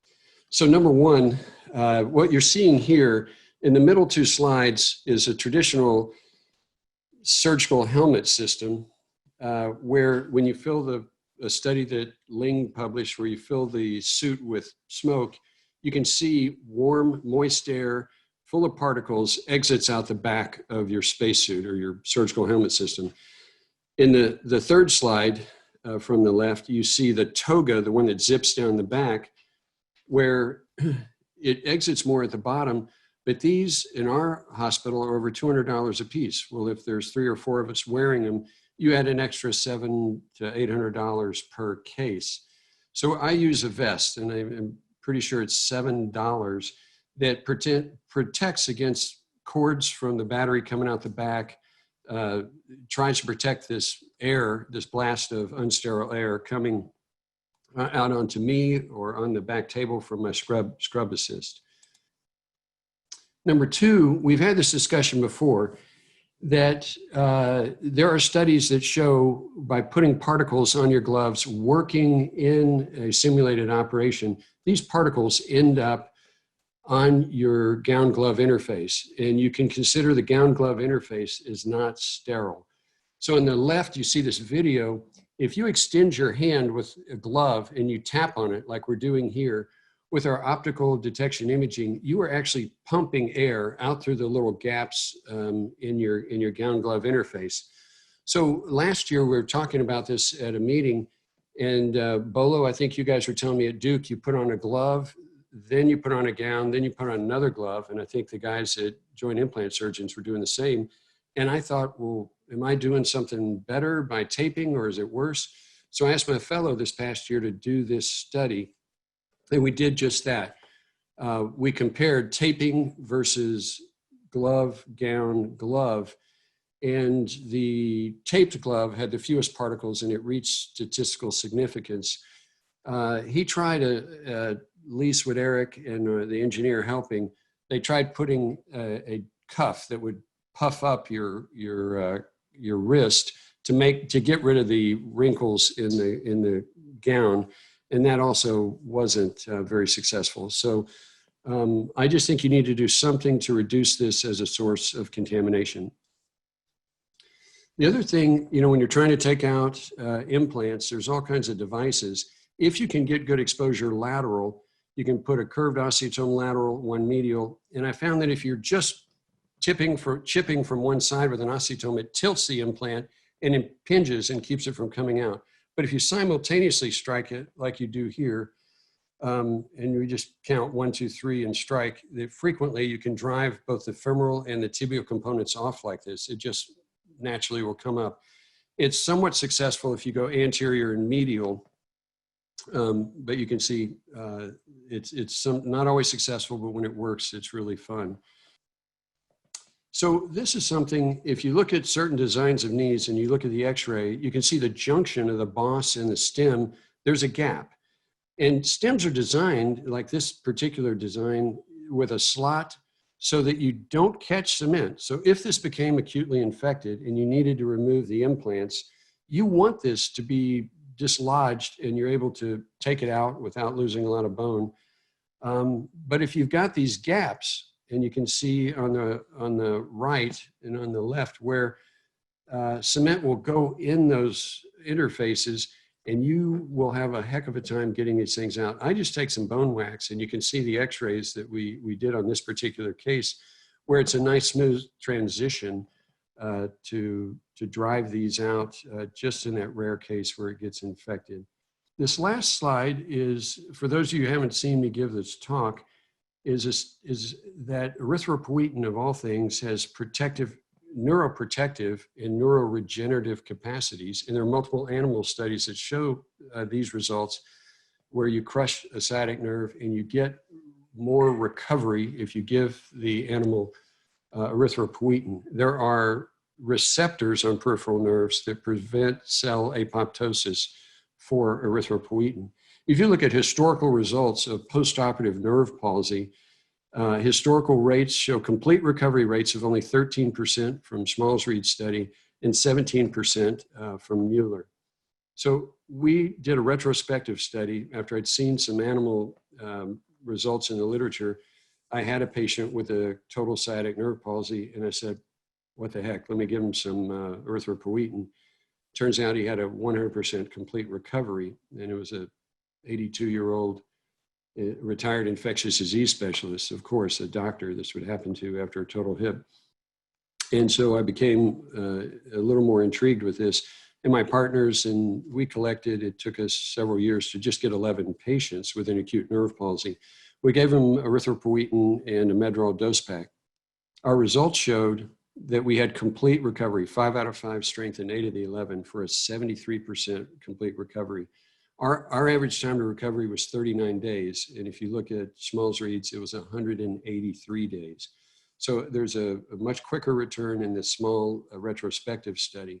Elizabeth Davis, our resident, has put through an IRB at our institution where we have the busiest trauma hospital in North America in Houston, that we want to find post-traumatic peripheral nerve palsies and prospectively randomized, blinded, repeat this. And I give this slide because about once a month, I get a call from someone across country, and I got one 2 weeks ago, who's on this meeting and said, hey, what's that dose for erythropoietin? And we give 10,000 units Q day for 3 days, the day of injury and 2 days to follow. We've had a hold on our study, our prospective study, because of coronavirus and funding issues. We haven't been able to get that started, but hopefully we can. I appreciate the invitation, TJO and Bolo. Thank you very much. It's great, Ken. I'm definitely, I don't know if you're referencing me, but we've reached out to you for it, and we're trying to create an order set around it. Actually, it's a fellow QI project so that we know how to do it and don't have to call you every time. Very educational for me. Really excited to introduce Linda Suleiman from Northwestern. She's joining us, and we appreciate it very much. And we look forward to, one, having her on our panel, but also looking forward to her 5 moves. And thanks for joining us from Chicago. Thanks so much. Awesome. Thanks for having me, Bolo. So I'm early in my practice career, and I've learned some early hard lessons that I wanted to share with the group today. These are my disclosures, none pertinent to this talk. So pearl number 1 is tourniquet placement. Unlike Chris Pelt, I do use a tourniquet, but I'm very cautious about how I inflate the tourniquet. I like to inflate the tourniquet with knee flexed, basically where my patella is going to naturally track during the procedure. One thing I'm cautious about is lateral release. So if you do have patellar maltracking and you've checked your components, you have the appropriate external rotation, you're happy, you're balanced, but the patella still is just tilting, take down the tourniquet before doing your lateral release. We know in some studies that there's blood supplied to the patella that could be interrupted, causing AVN of the patella doing those lateral releases. So I'll always take down the tourniquet before doing that. As far as your starting hole, this is something that we don't think of too often, but whenever you have an arthritic knee, your notch can be distorted. So what I'll always do is if I don't have a clear notch, is I'll use an osteotome to clear the notch, make sure that I'm centered in the canal and I'm not too lateral or too medial on my entry point. It's also important not to oversize your canal. In my knee system, I use a flexible rod so it would follow the natural bow of the femur. But if that rod in that drill hole is too big, you can be off by 1 to 2 degrees and error in both varus and valgus because of that toggle. Pearl number 3 is really respecting the joint line. This is something that I learned in fellowship that I have appreciated in practice. The standard technique of a total knee replacement is you're going to take off 9 or 10 millimeters off your distal femur. That automatically raises your joint line 1 millimeter. And if you have end-stage osteoarthritis, you're already accounting for 2 to 4 millimeters of thickness or bony erosion. And then you think about your blade itself has another 1.27 millimeters of cut. So these millimeters quickly add up, raising your joint line. And in significant cases could cause midflexion instability. So even in cases where I have a preoperative flexion contracture, 15, 20 degree flexion contracture, I'll never take off more distal femur. I'll do a more posterior capsular release or the posterior osteophytes to regain that extension moment. And you can see in the bottom figure that the distal referencing instrument against an intact distal medial condyle versus a worn out medial condyle drastically changes your joint line.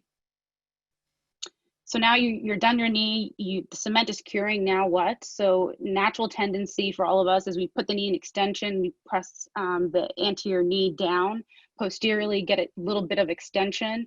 You have to be very careful with these women, especially with poor bone quality. You can really crush that anterior tibia and change the slope of your tibial component, especially if you're not lined up with your tibial component on the anterior cortex. And lastly, after you've cemented, you still hear this weird popping sound, which I've had on one case, which is what led me to pearl number 4, is this snapping sound after you cement in the knee can be your popliteus. And you can see in the 3-dimensional model on the right, the tension of your popliteus changes when you put your component in. So it's really important that you clear out your osteophytes around the popliteus and the posterior lateral corner. And lastly is really prepare and anticipate your next step. I know we're always in a rush to get to the next case, but really be happy with your cut before moving on to the next step. So in my workflow, I'll do a distal femoral cut and then move on to the proximal tibia. I'll make sure I have a well-balanced extension before even addressing the flexion aspect of the case. One thing that's helped me in these cases that are tighter knees is using a minus block. So a 7mm block to make sure my alignment is correct before moving on to the next step, where I anticipate that I'm going to be taking down those posterior osteophytes and posterior capsule. I do believe, and I'm a strong believer, that total knee arthroplasty is a soft tissue surgery, and that the correct balance could really help your alignment, range of motion, your tracking, and your ligament stability. Thank you. Linda, those are great. Thank you. I'll have a question for you at the end about one of them that I have great agreement with. We'll do that at the end. We're going to finish up. It sounds like a very appropriately here with Aaron, and he's going to give us top 5 moves. And you've already heard that a lot of us have learned a lot from them. So get ready, hopefully, to learn some more. Aaron, you're up. I got a few moves. Some of you've heard before, some have not, but I have to admit I'm the guy that Ken was referring to about the erythropoietin on a full sciatic nerve palsy that happened actually 3 weeks. We did the erythropoietin. This is not one of my moves, but erythropoietin, and the patient, I just saw the patient at 3 weeks, and he's 4 out of 5 muscle back, which I've never seen after a sciatic nerve. Usually it's months and it's come back slowly. So, you know, maybe it's just serendipitous, but it seemed like it made a difference. We did the cortisone, the Medrol dose pack, and the erythropoietin. So I love to show this slide, and that's because these saw blades cost $20. So I use 3 new saw blades on every case. I use one for the patella and the distal femoral cut. I use one for the 4-in-1 block because it's a little narrow and wedged down a little bit and it doesn't chatter as much. And then I use a brand new saw blade on the tibia. So that saves minutes. So in our operating room, it's at least $50 a minute. So $20 for a new saw blade. I just use them and go through them quite quickly. Every case, 3 blades. We're not supposed to mention companies. I have nothing to do with Brasler, but happens to be the company we get them from. So Dr. Pelt already talked about tibial rotation. This is out of the, again, not to mention names, but it might be the Zimmer Next Gen technique that I'm showing here. But it's really how do you position a tibial symmetric component on an asymmetric bone, which is basically the proximal tibia. And same thing, you fill up the lateral side and you move the anterior medial part of the component to the bone edge. And it's not where the tubercle is, that's just your standard rotation. It's the Ranawat thing. He wrote about that in 1975, and I've been using that religiously on every case, and it really keeps your tibia externally rotated and provides great patella tracking. So this just demonstrates how this is done. So this is just a tibial wafer that I've got. So up in the left-hand corner, no. If you fill up the whole tibia with metal, you can't externally rotate it appropriately. So ironically, you end up internally rotating it. You're not intentionally doing that, but I always downsize the tibial component. So there's a couple of reasons. One, it gives you more flexibility for externally rotating. So if I use a 4 femur, I'm going to use a 3 tibia.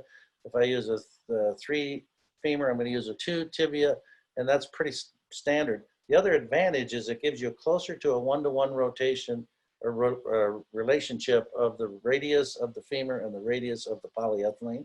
And so it seems like it gives us better mid-flexion laxity. At least that's what the fluoroscopic study that was published in Journal of Arthroplasty seems to show. So this is what my tibia looks like on the lower left-hand side. This was a case last week. I never really got a good picture of it until I marked the back of the tibia. So it's out to the anterior medial corner on the tibia and with some little bit of uncovered bone posterior medial. So ultracongruent, we've already spent a bit of time. So this was the first one. The prototype was designed in 1990. That's how long it's been around. So there's been several copies of this. So it's my favorite. I use it literally 100% of the time, and works fantastic. And similar to what Dr. Pelt showed, I used to try to save the PCL. 3% of our patients would come back with a PCL ruptured. And so it was an easy thing to put the ultracongruent in to solve that problem. So I would do the same thing as Dr. Pelt mentioned. I would try to save it. I'd do a forced posterior drawer test, and if it popped, I'd use the ultra. Now I just skip that step. I take it out and I use it all the time. So you get great flexion with this. This happens to be an orthopedic surgeon from Florida that I did this ultracongruent on. I forgot to set my timer, Bo. So anatomic resection, we already talked about this. So I do this on Varus knees, getting my rectangular resection. And I'll just say that to reiterate. And again, long-standing x-rays are critical to see where you're at. So these x-rays are on the same patient. So the little short x-rays look like, wow, I put that tibia in a lot of varus and the alignment's in varus. But the reality is this patient has a valgus bow down the line on his tibia, and overall, this is almost straight down the middle as far as the mechanical axis. So you need long-standing x-rays. So varus needs a little bit of 2-degree varus cut. We've already covered this. So I want to spend a little bit more time on this, and this is the patella medialization. So the normal medial sagittal ridge is anywhere from 2 to 11 millimeters toward the medial side. So we did a study where we would drill a hole in the center of the patella, we'd cut the patella off, and then we'd measure the distance from that drill hole to the lateral side, and it's eccentric anywhere from 2 to 11 millimeters. So it's not all the same. That middle slide, middle picture was actually a little video where I take a hot knife and undermine that lateral odd facet, as Dr. Wellman pointed out. It's not the medial lateral facet, it's the odd facet. But undermining it with a hot knife to release that, you actually hear a little pop of the patellofemoral ligament, and that gets your patella in the right position. So we know that the distal 20% of the patella is non-articular, so you don't end up distalizing your patella. If you just make a cut surface and center it up, you're actually distalizing it a few millimeters. So the other tip of this is to do the patella first. I learned that trick from Larry Dorr. So most complications are from the extensor mechanism. So why not start with the extensor mechanism? Do that first when you're sharp, you're not tired, and you can concentrate on resurfacing it correctly. You don't get a wedge cut. You can appropriately medialize it. So do that step first at the beginning of the operation. So do number 5 as a number 1. Oh, I have 5.1. I'm sorry. Have to have a little flexibility. And I had a couple minutes left over from my previous talk. So this just got published in Journal of Arthroplasty, and that is on cementless knees, use a stem extension. This patient weighs 380 pounds. He's 46 years old. By the way, I did not resurface this patella, so I'm with all the speakers that said heavy patients or younger patients don't resurface. So I'm not going to resurface this patella. So 380 pounds, yeah, I'm going to do a cementless knee. I'm not sure cement's going to hold up, but the idea is to use the 50 millimeter stem extension on your cementless cases. And with the study that we did, it was a foam, styrofoam, sawbone study in the lab, but basically the stem extension gave 50% better stability to that cementless tibial component. So that's 5.1. Thank you. Those are great, boss. And we're thanks as always. You deserve a 5.1. We've got about 5 minutes, and we had a question from the audience, and I'm gonna put Ken on the spot again. We were asked for your dosing, just to have that announced again. Dosing for the nerve injury protocol. If you don't mind sharing it again, I guess verbally, that'd be great. Yeah, 10,000 units a day for 3 days. Q 24 hours for 3 days. Perfect. All right, good. My first question is for Linda. Linda, I love the popliteal, ligament lateral osteophyte thing, because I think that's something that I actually, had an experience early in my career where I just couldn't figure that out. I don't know if Foss didn't teach me about that or something, but I'm sure he did. I forgot it. But so it was in my first 10 years. Yeah, yeah, that's right. I think that happens quite a bit. What's your guess of how often that's happening? You're looking for it, but what's your thoughts? So when I looked up some of the data, it looked like it was in 1.2% of reported cases. Okay. So it's not necessarily that high. And the only reason I noticed it is because when I was bringing the knee into flexion, I noticed the lateral side of my poly, I kept hearing a click. And so I'd see the anterior base plate, where that junction is between the poly, that space was just popping laterally. And so I took the poly out, and I noticed there was cement in between where that poly was located and right in front of the popliteus tendon. Got it. But I had That's never great. seen that or knew that existed. Yeah, no, it's a great one. I try to teach that point quite a bit nowadays. All right, Pelt, I got to get something in here about the tourniquet because you got beat up a little bit by. Is there any time you don't use the tourniquet? I know you criticized our hypotensive anesthesia and knowledge of vascular anatomy, but what? So I use tourniquet all the time, all the time. You do use it. I went for a long time without it, and I loved it. And my patients had exactly the same response. It's 5.1. And they said, I have quad pain. And so we've gone to a different anesthesia protocol since I got really excited about tourniquetless total knee arthroplasty. And now we're using mepivacaine instead of bupivacaine. And I don't know what the difference is, but there's a difference in their mean arterial pressure. I think it's a difference in their peripheral vasodilation. I'm not exactly sure. We don't get the same hypotension that we got with bupivacaine spinals. I'm okay with it because it's way shorter acting to get to the PACU. They can walk home 2 hours later. And our outpatient surgery rate has gone from 10% to 78%. So it's okay with me. And as a result, I add the tourniquet back every time now. What we're also doing is adding an adductor canal block. And I think that's not necessarily to do with the tourniquet as much as it is to do with the periarticular injection. Takes about 2 hours to set up. And with the crossover time doesn't meet it. So at any rate, the moral of the story is don't use a tourniquet if you can, but if you need it, go ahead. I don't think the outcomes are any different personally. It's nice not to have to use it when you can. Ken, go ahead. Go ahead, I Ken. wanted to comment on what Chris did. We did the same thing. We switched to mepivacaine spinals. Jason, we're sending about 75% of my patients home now, same day. But we ran into what Chris ran into. We had a lot more pain in recovery room. The spinal would wear off. They've got immediate pain. So we changed how we do our periarticular block. And so as soon as I cut the skin, I block. As soon as I cut the extension mechanism, I block. And then I block everything I can except the posterior capsule and do that as soon as I can. Because if you do it at the very end of the case, you don't have that extra 35 minutes or 40 minutes. And we've done that and made a huge difference. So I still don't do an adductor canal block. And we're doing great with getting people home same day with mepivacaine spinals. So just do your blocks earlier and that helps. Sam, you look like you got something to say. Oh, we've just never done periarticular injections, and I was just sort of imagining that it would take some discipline to start doing that in between every step of a total knee.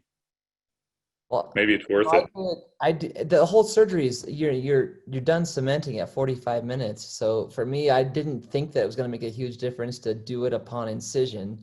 But one of my partners asked that question this morning, so I'm not opposed to that. There's a gap, and that's when we started adding adductor canals, and I've been an advocate to avoid them for a long time. That's great. I think we maybe could do just one more question. I got one more that I thought might be, I guess, just interesting. And Pelt, it's back to you. But you mentioned cement technique, and maybe everybody could comment. Who puts the cement on? Is there any restrictions on who can do that? And because I find that to be a challenge, depending on who's helping you. Do you have someone do you put it on? Do you trust? I mean, I mean, we try to just drill this technique. Do not touch the implant with your bloody, fatty, saline soaked gloves. You're not allowed to touch it. And you apply cement early, and you apply it to all of the implants as soon as possible without anything on it. Let's hear from Linda and Aaron and Ken, and then we'll be wrapped up. Linda, you go first. Who does that cementing for you or placing it on there? I do the cementing, but I also have like an intern in the room with me with my PA. So that's definitely not going to be an option. Yes. But for me, what's important, I actually like to, when I put the cement on the bone, I'll have clean gloves like Chris mentioned, not having anything bloody. But I try to push the cement into the bone. I like to see it interdigitate before putting the implant on. That's great. Ross? I use a glob of cement just down the hole of, I didn't used to cement the stem. I just did surface cementing, but now I went to cementing the stem as well. So I What about remember, cement on the implant? I'm sorry?